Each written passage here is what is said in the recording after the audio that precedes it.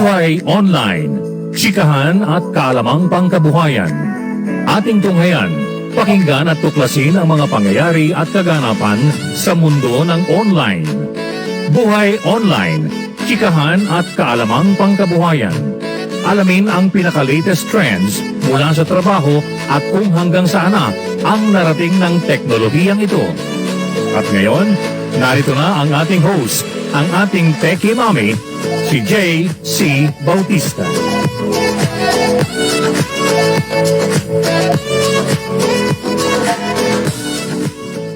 Hi, hello, happy Thursday, everyone.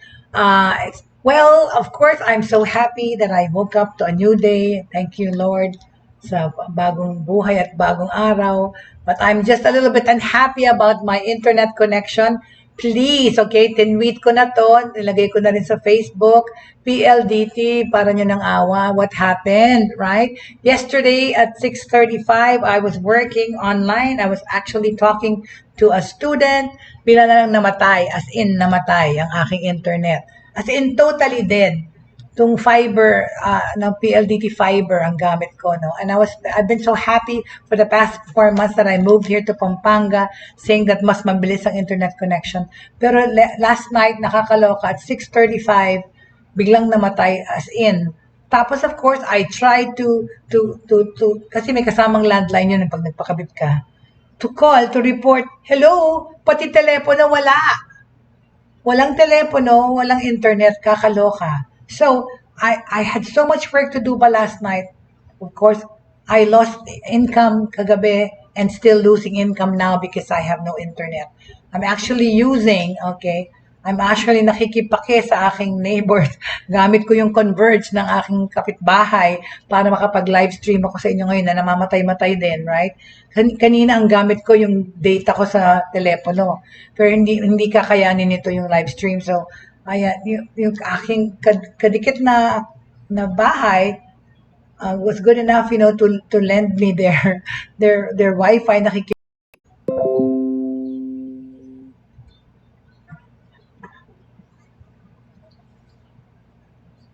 Okay. I'm back.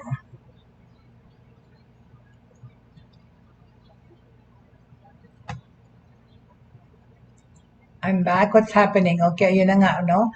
Namamatay-matay to, nakikigamit lang ako. Pasensya na po, putol-putol tayo ngayon dahil nakikigamit ako ng Wi-Fi sa kapitbahay. But anyway, so, PLDT, please restore my internet. My God. So many things I have to do that I'm losing on it because I don't have internet. Anyway, we're on the subject of how to make e-learning or online learning more efficient for everybody, or kamusta na ang pag-online learning natin dito sa Pilipinas at saka all over the world. So we tried to talk about, we talked about the stresses that people undergo dito sa pag-online learning. Hindi lang sa mga students, kundi pati sa mga guro. So yesterday, binigyan natin ng mga tips yung mga teacher kung paano maging mas effective yung online learning. We talked about that, how to successfully or how to have a stress-free online classes, okay? Siyempre, magrepaso tayo. What we said was, of course, many students, of course, have been displaced because walang face-to-face. Pero, what did we say na kailangan natin gawin? There are things that you can do to thrive into the switch from face-to-face to virtual learning. Ang sinabi natin, repaso natin is, number 1, stay disciplined, okay?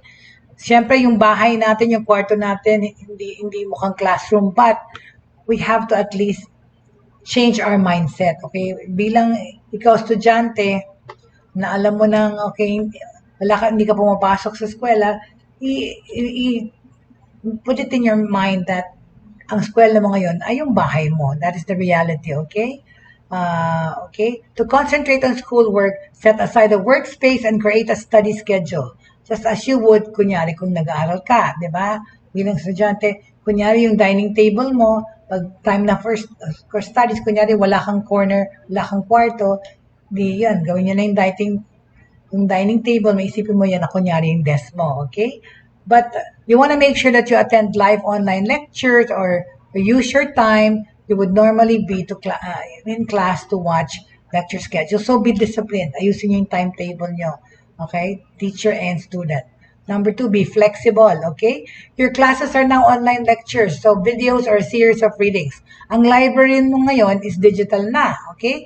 So being flexible about these changes will help you adjust, okay? All right? Sometimes you'll need to adjust at a moment's notice, like when you lose your internet, like now, like what happened to me, You have to adjust.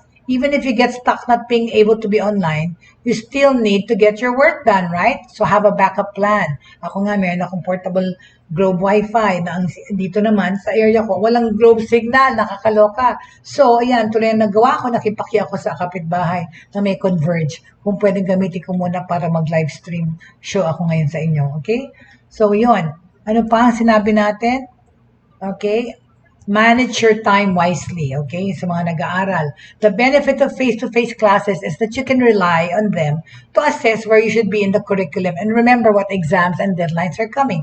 With the new circumstances in the pandemic na nag-aaral nga tayo sa bahay, you may need to set up your own reminders. Yun na nga, self-discipline, okay? Logging into classes every day will allow you to confirm important deadlines for assignments, quizzes, and exams, okay? Once you know what's going on, get organized and make a plan for completing your work. Okay? Alright? Am I broadcasting fine? Nawala tuloy yung mga nanonood kasi bukas patay nitong OBS ko. Alright? But I am online. Thank you so much for the ones joining me again. Kanina po nawala tayo because po wala ang internet ko po ay patay po ang aking fiber PLDT internet. Nakikipakilang po ako sa kapitbahay ko, nakikigamit ng kanyang Converge para mag-live stream sa inyo ngayong umaga. Okay? Hello to the Lakap family, Tita Agnes. Of course, my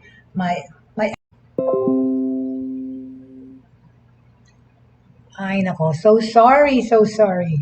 Anyway, I think this is how it So sorry. I think this is how it's gonna be the rest of this time. Papatay-patay kasi hindi ako nakalan, nakakabit lang ako sa Wi-Fi ng kapitbahay ko na Converge. But anyway, so let's go over, okay, yun na nga yung paano i-relieve paano tayo effectively makakapag online learning, alright? So, like, manage your time wisely, okay? Tapos, cut everybody some slack kasi although you will manage a lot better if you keep your patience when things don't go smoothly. Kagaya niyan, wala akong internet, nakiki-internet ako sa kapitbahay. Patay-patay itong ating broadcast because nga, I'm just using my neighbors Converge dahil ang PLDT up to now, nag-shoutout na ako sa Twitter, sa Facebook, at nire-report na ng aking mga kaibigan ngayon yung telepono namin kasi nga, pati telepono patay. But anyway, so, okay, be flexible, okay? Online learning has its quirks at isang-isa na dyan ang connectivity. Pag namatayan kayo ng internet, ayun, hindi ka makakaaral kasi walang internet, alright? So, of course, kunyari, ang course mo is instantly engaging in your materials that are tough to access. Remember that your professors are doing the best that they can also, okay? All right? Everyone is worried about their families and friends, and no one knows when this will end, okay? Use your schoolwork as a way to take your mind off the chaos and direct it towards something productive, okay? Di ba? Huwag nyo rin i-stress yung sarili nyo. Alam na natin ang ating situation, nasa pandemic tayo. Pero ayun ang kailangan natin gawin ngayon, mag-aral online or kaya sa modules. So, cut yourself some slack too. Di ba sinabi ko the other day, Dan, yung self-examination importante sa panahon na ito eh. Kasi nga, talaga, we undergo our own stresses for the day. Whether it's work or studying or ikaw yung teacher or ikaw yung magulang, tayong lahat ay merong sarili-sarili nating stress because of this pandemic. At it involves not only work, but yung pag-aaral nga. So, cut yourself some slack. Like any method of learning, distance education isn't the best fit for everyone. Pero, this is what we have to do for now. Wala tayong magagawa. Ganito ang pag-aaral ngayon sa Pilipinas. Distance learning. Whether it's online learning or modular learning. It's okay to find yourself struggling online kasi talaga namang may mga problema. Kagaya niyan. Pag walang internet, di ba? Walang signal, paano ka makakapag-aral? Yan na ang naging problema, especially dito sa Pilipinas because our connectivity is not that great, okay? Inaayos pa rin. Of course, nag-improve na. But di ba sabi nga ng Presidente talagang dapat gawin ng mabilis. Kaso, ito sa atin, para ka magkaroon ng mabilis na internet, you have to pay so much, okay? It's so expensive to have fast internet. At yun na nga ang problema. Not everyone can afford it. Not everyone has internet. Not everyone has gadgets para makapag-online learning, okay? So, some parents may feel like you're home on break and want you to help with tasks or hang out more than you might have time for it sa mga nag-aaral. Pero syempre, paalam niyo sa kanila na hindi, para ka rin nag-ieskwela. Roommates may stay up late or get up early, or they may be loud when you're trying to listen to your lectures or communicate with your instructors. Let the people around you know what you need to be able to get your work done, di ba? Kaya nga mga nag-aaral, sabihin niyo sa magulang yung schedule niyo kung kailan kayo nag-aaral para they can also be mindful, okay? Kasi letting someone know when the door is closed, you may be on a Zoom call in a class, working on an assignment, parang ako, dito sa amin, sinasara ko na lang yung aking mga pinto at bintana kasi nga, maingay minsan aking mga kapitbahay and naririnig ng mga estudyante ko pero okay na lang to pag nag-live stream, okay, because it's live. But then kasi when on a teaching environment talaga kasi or even in a work environment, you have to have quiet place to work, okay? At bawal yung mga may ibang tao sa kwarto. So those things, just be mindful and tell the people around you what you need to be able to get your work done properly, okay? Pero isa pang bagay, be kind to yourself, okay? Spending the day na nakaupo ka dito sa computer, I mean, believe me, I know how it feels, okay? Hunched over the computer is rough on the body and the brain. Totoo naman. At the end of the day, drained na ako dahil nagtrabaho ko buong araw, pagod na, physically and mentally, okay? Lalo pa ako, I have a disability on my knees, and I really have to stand up, patayo-tayo, para nga huwag mamaga yung tuhod ko na nagkaroon ng ACL at saka yung isa naman ay nagkaroon ng meniscus tear, okay? That's why I'm undergoing physical therapy right now for my leg because this sedentary life, itong working from home and sitting all day, it's not good for my back, not good for my knees. Pero kasi ito yung trabaho ko, di ba? Ito yung trabaho natin ngayon. Pero nasa sa inyo na yan to take care of yourself. That's why I make it a point to stand up in between, right? Walk around, right? Because talaga, it is a strain, not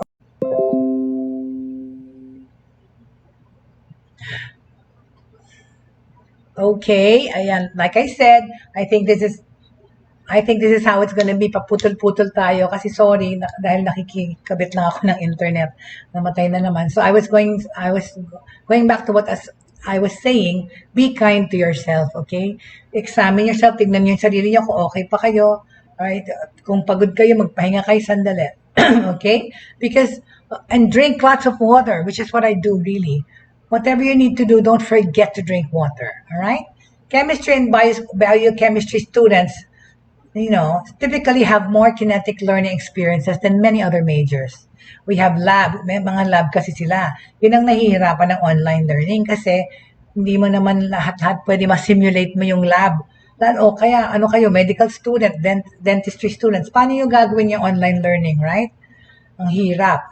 Kasi hindi mo naman pwedeng gawing laboratory yung bahay mo, right? Lalo na kung maliit lang yung bahay. Rest assured that you still are learning. You are just focusing on theory this year and saving practical experience for next time sa face-to-face. So ngayon, ang ginagawa ng mga yan, may mga lab, theory lang inaaral, hindi na muna yung actual kagaya ng pag-ano ng cadavers sa mga medical students, imposible namang gawin yan. So, panay theories na ngayon tayo.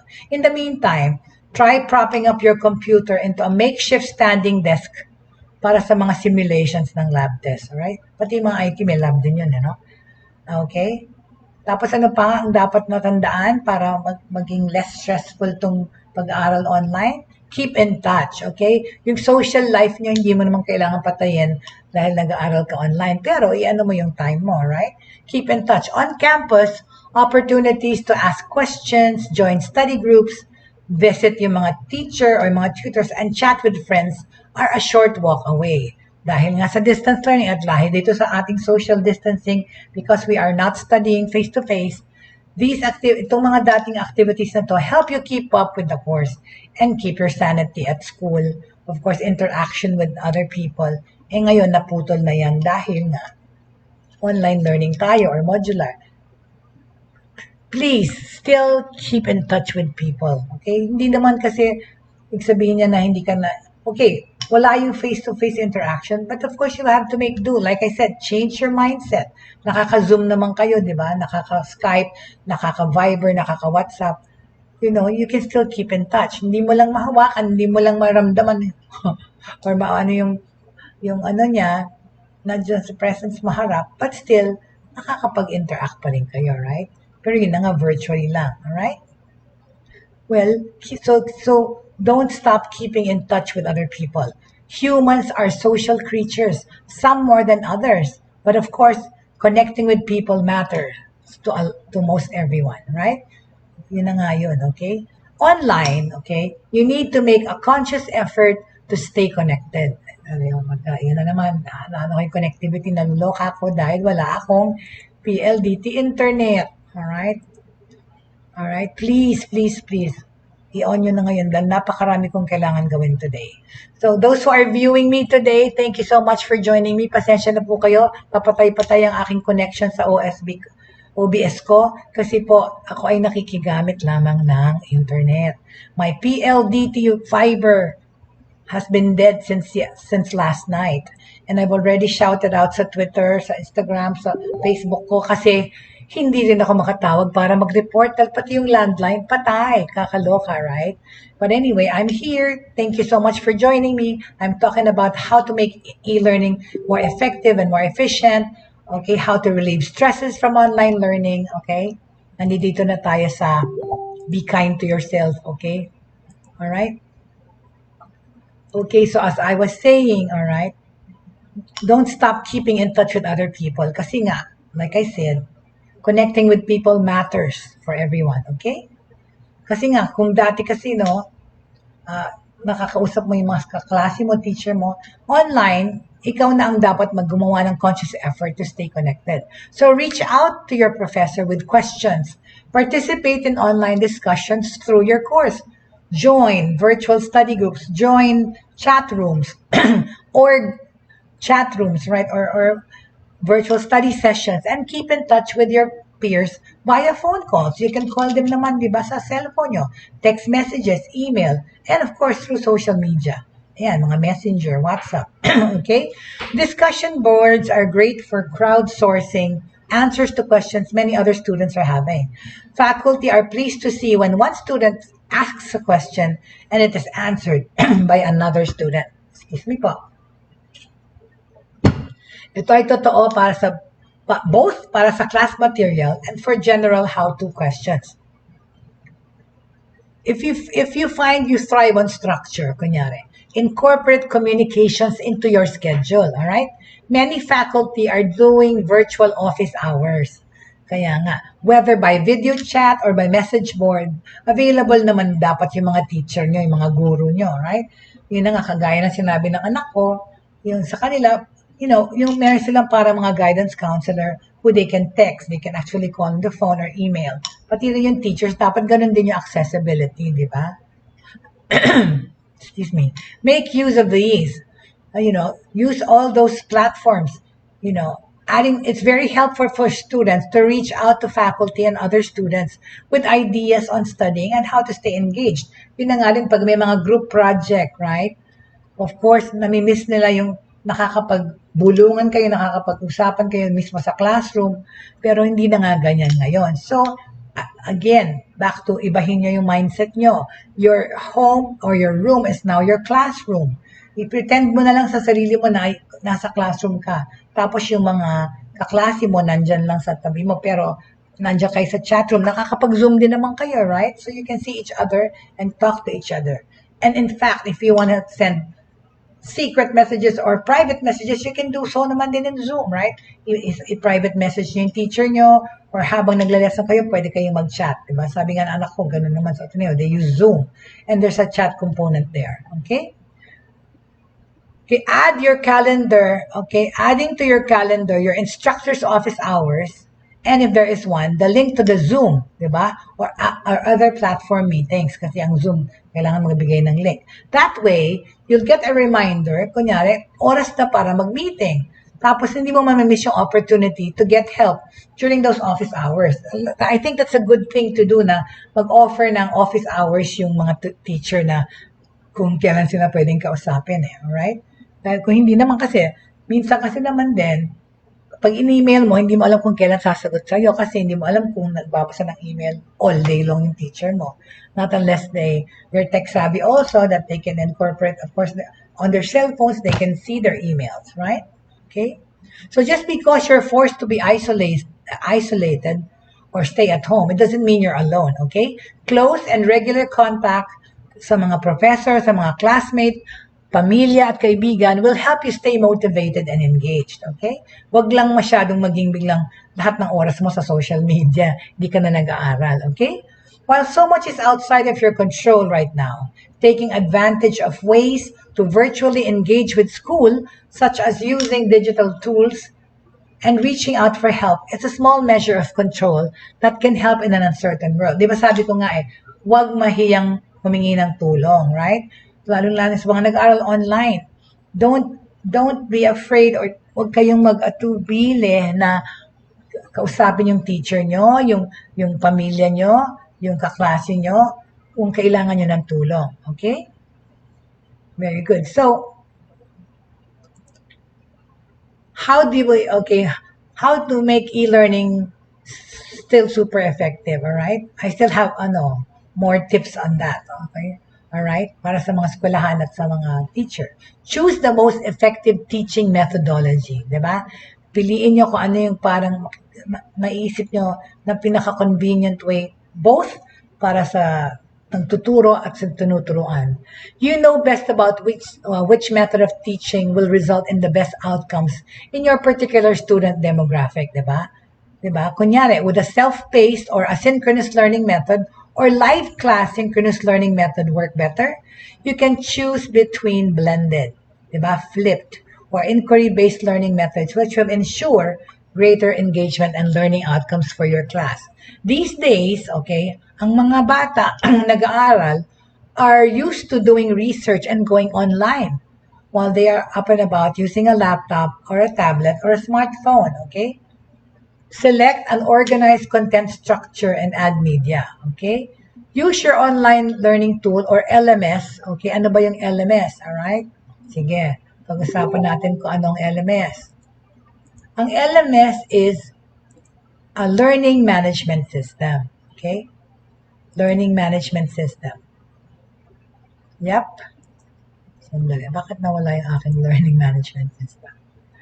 Alright, sandali lang, ha? Okay, all right. Reconnect.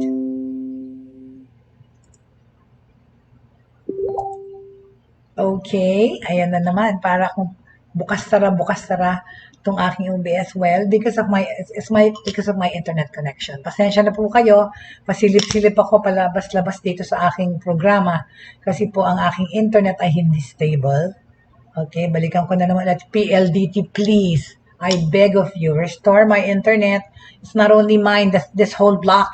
Dito kaming lahat dito na magkakapitbahay na naka-PLDT ay wala po kaming internet. Wala rin po kaming landline. Alright, ano ba yun? May nagbiro pa nga online sa akin. Sabi kasi daw birthday ni MVP. Holiday daw ang buong PLDT. Ano ba yan? Ano ba yan? But anyway, please restore my internet. I need it for work. I need it to live. Okay? Please. So, nakikigamit ako ng internet sa aking mabuting mga kapitbahay. Dito sila JC at sila engineer at ang pamilya na si Miss Juvie. Okay? Salamat po sa pagpapahiram nyo sa amin ng internet nyo. So, going back to what I was saying, right? Dapat piliin yung learning management system na ginagamit. What is a learning management system? It is a software application for the administration, documentation, tracking, reporting, automation, and delivery of educational courses, training programs, or learning and development programs. The learning management system concept emerged directly from e-learning, right? Which is nga online studying, okay? Ano-anong mga example ng mga learning management system? Marami. Marami na. Google Classroom, ayan. It's a perfect example. Google Classroom, yung Zoom, Classroom din yon, yung Skype, di ba? Pero madami pang iba, okay? Marami na ngayon nag-proliferate na learning management systems, alright? So, why, okay? A learning management system is important, very important nowadays, okay? Why does our school need a learning management system? Okay? Well, of course, they need, because nowadays dahil sa online learning, kailangan. Okay? Kunyari, imagine mo, an elephant is a trunk. An elephant is a tall wall. An elephant is a pair of ivory tusks. The old Indian philosophical fable reminds us that viewpoints affect our understanding. The same is true para sa LMS. To some extent, ang learning management system is what every administrator wants it to be. At its technological center, it stores and organizes the data using servers and networks. It creates a digital learning experience, right? That's why nga, online learning, importante ang LMS, okay? It helps the teachers in the teaching and students in learning, all right? Naintindihan niyo yan? Ang LMS or Learning Management System ay nakakatulong sa mga guro sa kanilang pagtuturo at sa mga estudyante sa kanilang pag-aaral. Depending on your needs, that stored data could be. Anong mga ini-store na data sa learning management systems? Ang attendance record, ang grades, ang curricula, grade point averages, health and medical charts, professional development modules, professional development histories, mga e-learning coursework, ang educator tsaka professional evaluations, okay? A common use for LMS software is to deploy and track online learning initiatives, okay? But anyway, pag-uusapan pa natin more extensively ang tungkol sa online, sa LMS sa mga sunod na araw, okay? Because ngayon, tapusin lang natin yung kung paano magiging more efficient ang e-learning, okay? At nagbigay tayo ng mga tips sa mga guro at sa mag-aaral kung paano to deal with the stresses of online learning. Yan po ang pinapag-usapan natin this week. Pero of course, konektado na dyan yung learning management systems na kinakailangan para maging efficient ang e-learning or online learning. Pero we will talk about that more. Pero pag may oras tayo bukas, isasama ko na rin po sa ating pag-uusapan. Pero pag hindi, on to next week. Alright? So, balik tayo, alright, sa how to make things more efficient, okay? We said nga kasi, selecting an organized content structure and add media, dyan napunta yung usapan sa LMS. Because using your online learning tool or LMS to structure your content in a logical sequence. Certain learning management systems kasi have the functionality to lock modules of an online course, guaranteeing that learners systematically progress through the material. Okay? Tapos nadagdagan mo yung mga LMS na yan o yung mga platforms kung saan ka nagtuturo. Pwede mong lagyan niya ng audio clips, ng videos, ng PowerPoint, and even PDFs to your online course to improve the engagement. Yun nga yung digital na lessons, right?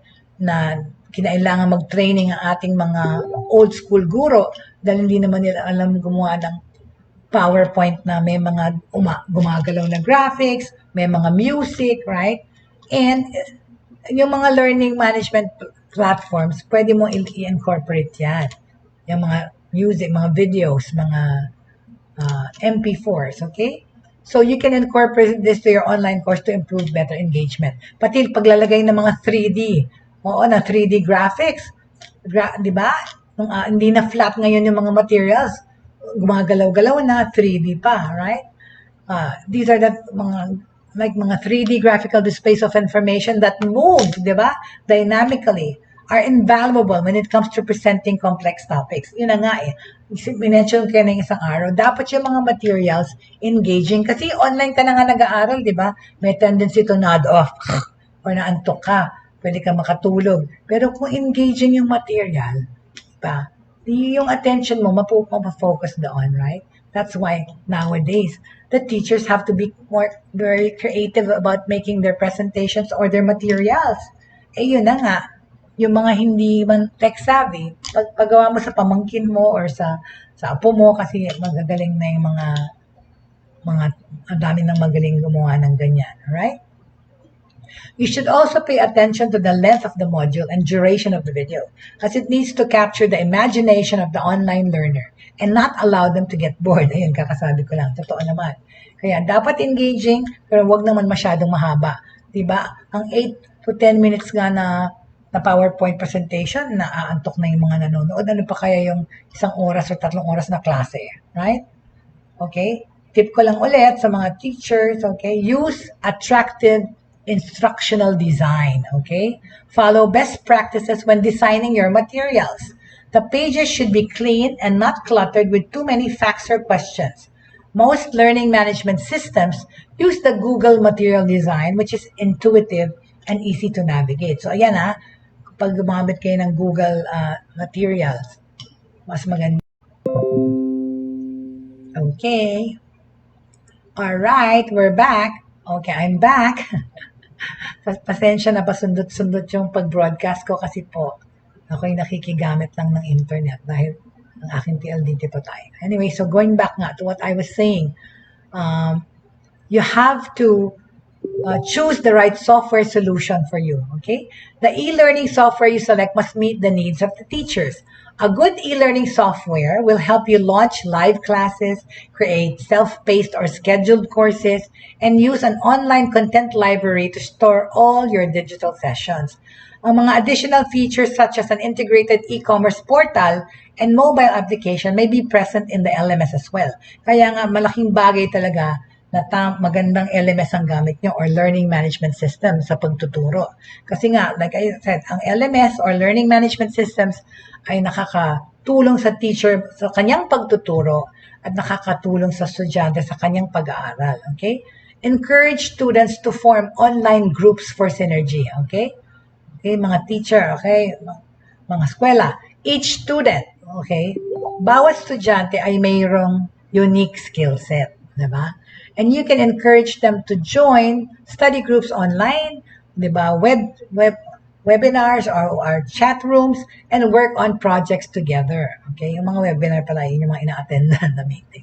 Okay? Sorry. Using discussion boards, ayun na nga, chat rooms within the learning management system or LMS or other online communities will help online learners make social connections. Diba? Balik tayo sa sinabi ko. Dahil nag-aaral tayo online, hindi naman ibig sabihin na wala ka ng social life, right? Because you can still stay connected. The thing is to be connected, to stay connected, to be informed, to communicate pa rin. Huwag kang mabato at masabaw na nakatuto ka lang sa computer all day. Okay, kausapin mo yung pamilya mo, kausapin mo yung roommates nyo, kausapin nyo pa din yung mga kaklase nyo online. But, maintain your social connections or relationships, all right? Okay? Because, using discussion boards, mga chat rooms within the LMS or other online communities will help online learners make social connections and feel pa rin that they are still part of the real world or the real classroom. This communication can also facilitate application of what they are learning, okay? Anong mga advantages ba of having a great e-learning course, okay?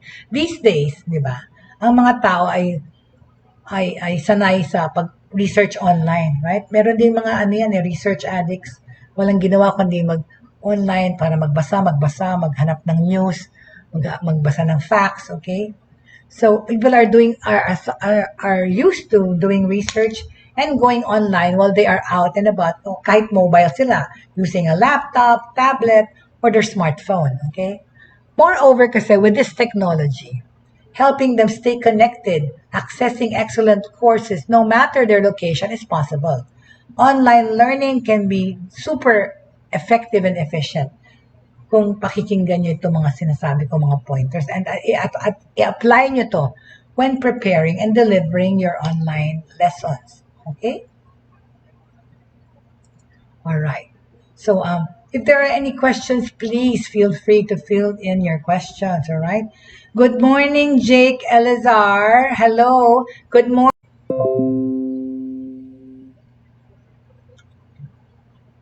Okay, ayan na naman. Pasensya na po. Like I said, talaga, my internet is intermittent. At saka because I am not using my PLDT fiber that's been dead since last night. Sorry, ngayon ko lang nakita mga pangalan. Hi, Jay. Good morning. Hi, Aniana Dolendo Alforte. Thank you so much sa pagsama mo sa amin ngayon, araw na ito. Pasensya na kasi faulty ang ating connections. Pawala-wala ako sa ere. Pero nagbabalik pa rin, okay, trying to give information how we can make our e-learning efficient and effective and less stressful, okay? So nandito na tayo sa advantages ng great e-learning course, okay? These days nga, ang mga tao ay sanay sa pag-research online, whether they're using their laptop, tablets, or smartphones. This technology helps them stay connected, diba, accessing their courses. Online learning kasi can be super effective if you listen to the pointers that I have said, right? You know,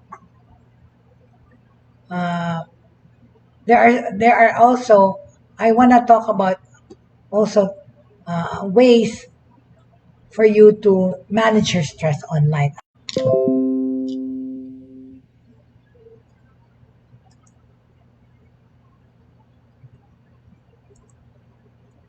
Pasensya na po sa aking intermittent connection at pasensya na po sa aking pasok-labas ako dito sa interruption ng aking transmission or pag-broadcast because like I said, I have no internet. It's been dead since last night at 6:30 when PLDT decided to shut down completely. Pati landline wala. So hindi ako makapag-report. May mga kaibigan na po akong tumatawag sa PLDT para i-report ang problema dahil hindi lang po ako ang walang internet at ako po yung nagbayad. Lahat po kami dito magkakapitbahay, walang PLDT internet. Ang gamit ko ngayon po ay ang Converge ng kapitbahay ko, nakiki-wifi ako. Kaya ganyan ang connection. Medyo faulty. Pero salamat sa kapitbahay ko na napakabait talaga. Itong pandemic talaga, malalaman mo talaga that there are a lot of people who care, that there are a lot of people who are helpful and offering help even to strangers, right, in this pandemic. But anyway, so going back to what I was saying. All right, I think I'm back, okay? All right, so online learning has countless benefits when it comes to earning, kunyari, a college degree. However, stress can occasionally find its way into the mga nag-aaral. And true enough, okay? It can throw you off. Especially pag nalapitan ka na ng depression or anxiety or hindi ka motivated because inisip mo nag-aaral ka lang sa kwarto mo. This is especially true now in the midst of a global pandemic when life and society have been significantly altered, okay? If you're one of the millions of college students who has transitioned to all online courses, you've been taking them for a while, well, hindi lang yung mga college students dito sa atin sa Pilipinas, everyone.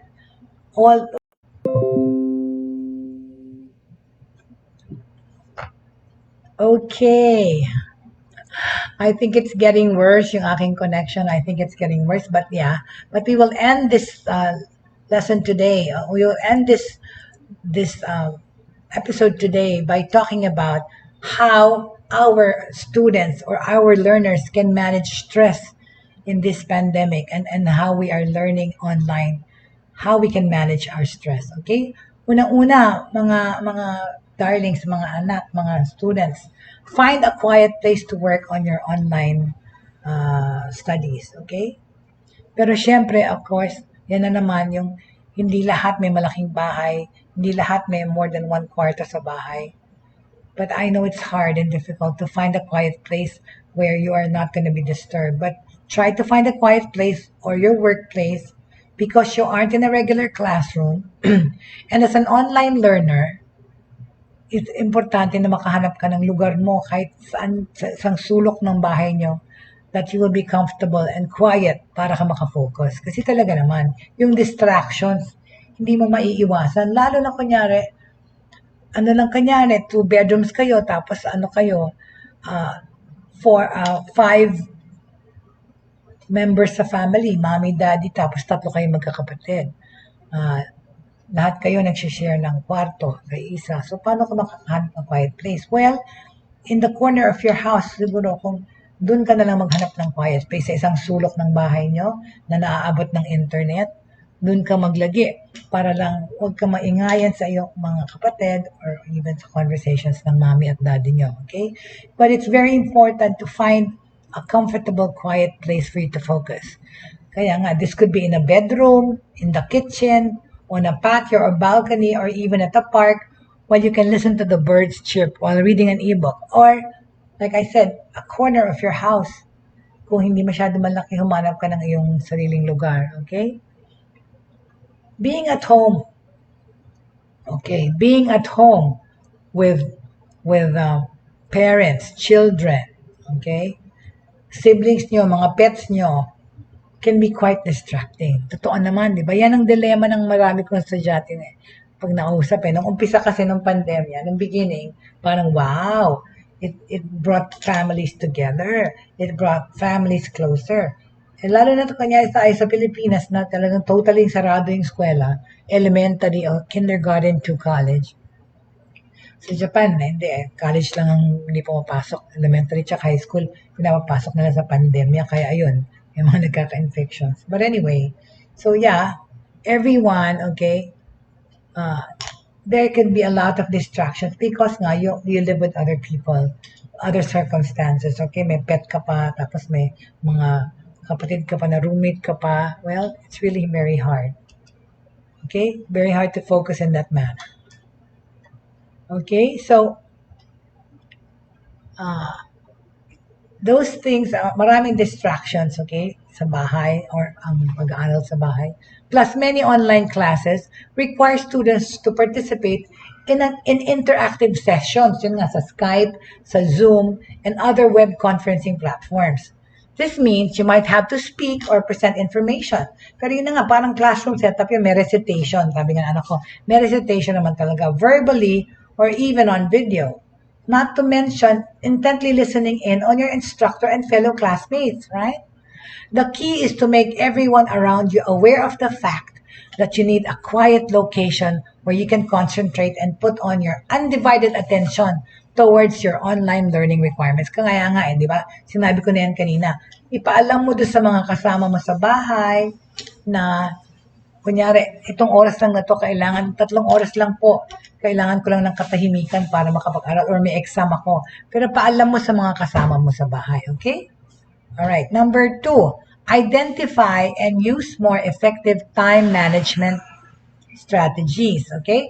While many online classes occasionally meet, diba, weekly or throughout the week at certain times through an online platform, most online courses require above average time management skills on the part of the student. Pero yun na nga kasi.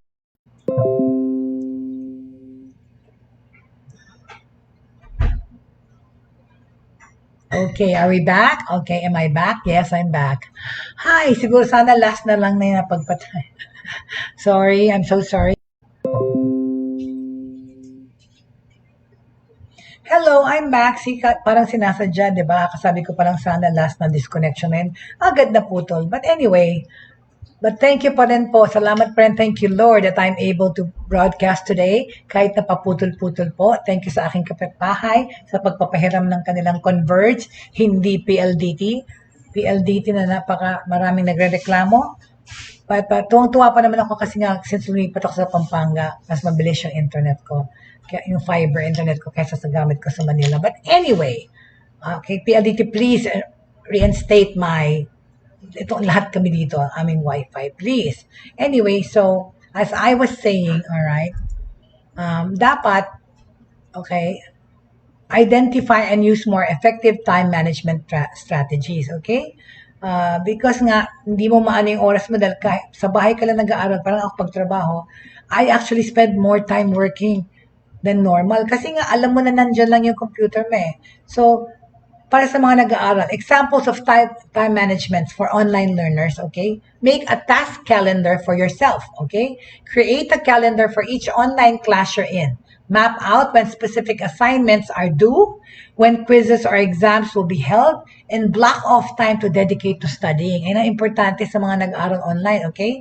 Tapos, delegating tasks to others. Kunyari yung asawa nyo or yung mga bata might be able to help you with simple tasks around the house or apartment. Let them do so. They will give you a little more time to work on your online coursework. Kung ikaw yung nag-aaral, kailangan mo ng break, yun, patulungin mo yung mga anak mo o yung asawa mo para ikaw yung patuloy mo yung pag-aaral mo. Ito yung mga mami na nag-aaral ng English, ang dami kong estudyante all over the world, right? Sometimes yun na nga, because of the pandemic, because people are staying home, wala na silang time para sa sarili nila. Wala na silang time mag-aral ng English kasi nga, they have to cook breakfast, lunch, and dinner for their husband and their children kasi nga, they're working from home and studying from home. Kawawa talaga yung mommy. Pero yun, sa free time nila na may sisingit, they find time to learn courses online, right? Whether it's English or another course or Zumba, they make time, okay? Because, you know, technology is such na pwede sila mag-aral online sa free time nila, okay? So, delegating tasks to others, fine. Staying organized. Sinabi ko na yung kahapon, pinaka-importante sa pag-aaral online, stay organized, okay? This can apply to your life in general, di ba? But in terms of online learning, make sure your workspace where you actually work on your online classes is free of clutter. Sa akin, panay clutter. Kasi ako naman, lahat ng clutter sa mesa ko ay may meaning sa akin. Lahat ng clutter, ultimo scratch paper dyan na may nakasulat na something, importante yan sa akin. So talagang that is my useful clutter. Okay? Alright? Okay, stay organized. Alright? Organize any textbooks, notebooks, and other items you might be printing out for your courses. Get more time management tips, from other online learners. Okay? Ito pang, paulit-ulit kong sasabihin ha, connect with your instructors regularly, right? Feeling overwhelmed with your online classes? Yes, like yung anak ko, I told him, because he's telling me his problems, he's telling me his misgivings, I told him, talk to your teacher, because she's the only one, or he or she is the only one who will understand your plight better, because it's related to yung tinuturo niya. That's what you're having a hard time with. Mommy cannot help you. I cannot answer those questions because hindi ako yung nag-aaral, tsaka hindi ko alam kung ano yung inaaral mo. Pero yung teacher na nagtuturo, na feeling mo hindi nagiging effective or hindi nag-get through sa'yo yung tinuturo niya, yan ang unang-unang mong dapat i-address. Kausapin mo siya, right? Kaya talk to your teachers, connect with your instructors regularly. All right? Especially when you feel overwhelmed with your online lessons or learning. Connect with your teachers. They are there to help and guide you whenever you need assistance, okay? And in various platforms at that, pwede silang accessible. Through email, you can call them on your cell phones, text nyo sila, i-Skype nyo, i-FaceTime, i-Zoom or whatever, i-private chat nyo. See, walang way para hindi mo sila makausap right?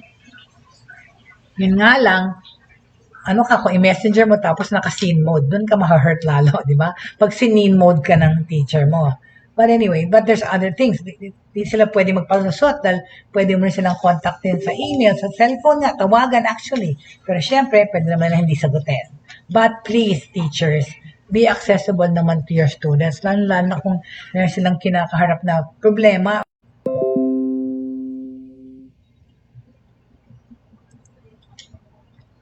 Okay, whoever's watching me right now, I'm so sorry. My broadcast has been intermittent because I am not using my regular PLDT fiber. Nakikigamit ako sa kapitbahay ng Converge dahil ang aking PLDT ay namatay kagabi pa 6:30 at hindi pa na-reinstate. Nagbayad po ako ng bill. Pero lahat po kami sa block na to ay walang internet. Alright? So PLDT, para mo ng awa, please. Para sa mga nawala naming income dahil pinatay nyo yung internet namin. Ibabalik nyo ba yun sa amin, right? Mula pa kagabi, wala akong internet. Oh my gosh, right? So anyway, I'd like to wrap this up, okay, by talking about, yung tulong sa mga estudyante na nasa stress online. Alright, para sa mga teachers, like I said, iripasok ko lang, sinabi ko, find a quiet place to work on your online classes, identify and use more effective time management strategies, okay? Fix your timetable, connect with your teachers regularly, all right? Communicate with them, stay connected. Don't kill naman your social life. Still stay connected to your friends, family, and your teachers. Okay? Tapos, connect with your fellow mates regularly, all right? As you will connect with your instructors regularly, also connect with your fellow classmates regularly. Get to know the other students in your online class. Lalo-lalo na yung mga bagong school year, no? More than likely, they are dealing with the same type of stresses or problema nyo. Pare-pareho kayo ng pinagdadaanan. So, mag-usap-usap kayo, okay? If you're struggling with some of the assignments, kunyari sa online class nyo, reach out to a fellow student to find out about paano niya to dine-deal with. Like yung anak ko nga, di ba? Sabi niya, meron talagang ibang subject, ang bigat-bigat dalin. Sabi ko, why anak, ang tali-talino mo, di mo maintindihan?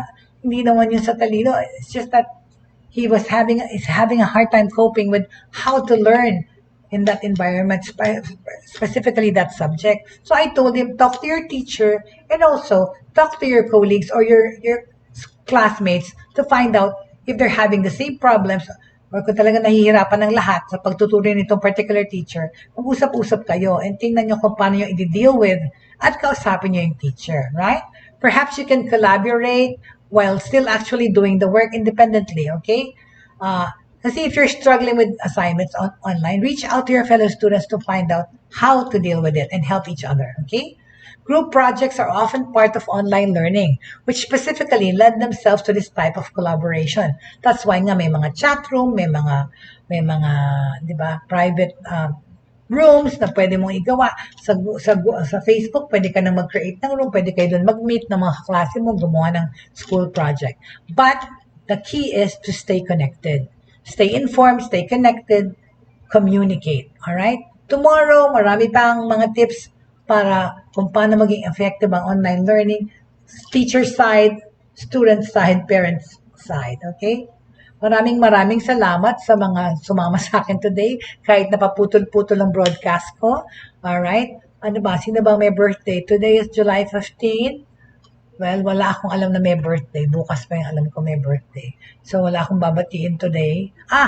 Meron pala. Si Open Rivera, right? My elementary schoolmate who lives in Canada now. Open Rivera, happy birthday to you. Okay? Thank you very much for those people na nagtiis na makinig sa akin kahit paputol-putol. Maraming salamat po. PLDT, please restore my internet. It's my life. Buhay ko nga online, di ba? Pinatay mo ko kagabi pa hanggang ngayon. Maraming salamat. Thank you so much for joining me. Please fill in your questions through my Facebook Messenger, through my email. All right? jbautista@gmail.com. Thank you for our dito sa Broad Streamcast Communicators. And for those who missed past episodes, go to our YouTube channel where you can watch past episodes that we've made and we've done. Maraming salamat po. Please, masarap na lunch para sa inyong lahat. And like I always say, please keep the faith, hope, and love burning in your hearts for everyone. Maraming salamat. Have a good day po. Thank you very much. See you tomorrow.